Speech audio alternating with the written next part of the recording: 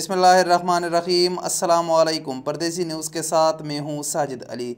आज तो सऊदी हुकूमत ने एक बार फिर दिल बहुत खुश कर दिया है। इसराइल को ऐसा मुँह तोड़ जवाब दिया कि इसराइल भी क्या याद रखेगा। जी हाँ, आपके साथ एक ब्रेकिंग न्यूज़ शेयर करता हूँ कि सऊदी हुकूमत ने इसराइली तैयारों को अपना एयर स्पेस इस्तेमाल करने से रोक दिया गया है।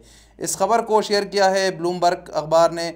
ब्लूमबर्ग ने आज इसको शेयर किया है। 25 मई 2021 की बात है, दिन 4 बजे की बात है ये, कि ब्लूमबर्ग ने इसको शेयर किया है कि इसराइल का एक तैयारा जो कि दुबई के लिए फ़्लाइट उड़ान के लिए तैयार थी, और ये सुबह 9 बजे की बात है।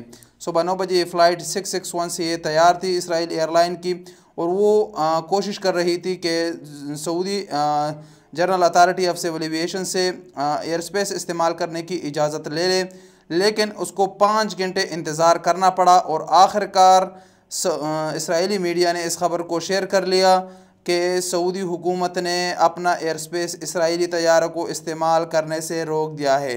इस दौरान ministry of foreign affairs Israeli कोशिश कर रही थी कि ये मसला सॉल्व हो जाए, लेकिन सऊदी हुकूमत ने साफ साफ इसका इनकार कर दिया और इसराइली तैयारों को सऊदी अरब की सरजमीन, सऊदी अरब की एयर स्पेस इस्तेमाल करने के लिए रोक दिया। ट्रंप के आखिरी अदवार में ऐसा लग रहा था जब अरब ममालिक धड़ाधड़ एक के बाद दूसरे इसराइल को तस्लीम कर रहे थे, तो कुछ लोगों का ख्याल था कि सऊदी अरब भी बहुत जल्द इसराइल को तस्लीम कर लेगा। लेकिन मेरा शुमार उन लोगों में है जो इस बात के बिल्कुल नफ़ी कर रहे थे कि सऊदी हुकूमत कभी भी इसराइल को तस्लीम नहीं करेगा, और सऊदी हुकूमत हमेशा फ़लस्तीन के साथ खड़े रहेगी, क्योंकि सऊदी अरब का कानून कुरान और सुन्नत है और रहेगा। और सऊदी हुकूमत कभी भी यहूदी हुकूमत को तस्लीम नहीं करेगी, और इसका सबूत आज सऊदी हुकूमत ने दे दिया।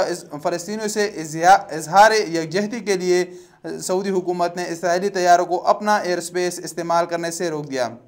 यहाँ पर आपको बताता चलूँ कि जब मुत्तहिदा अरब इमारात ने इसराइल को तस्लीम किया पिछले साल सितंबर में, तो उस वक़्त इमाराती हुकूमत की रिक्वेस्ट पर सऊदी हुकूमत ने इसराइली तैयारों को दुबई जाने के लिए सऊदी अरब का एयर स्पेस इस्तेमाल करने की इजाज़त दिया था। लेकिन अब चूँकि आप लोगों को पता है कि इसराइल ने गुज़िश्ता दिनों गज़ा में फ़लस्तीनियों पर इंतहाई जुल्म शुरू किया था और बमबारी भी किया था, और निहत्ते फ़लस्तीनियों को काफ़ी शहीद भी किया गया था।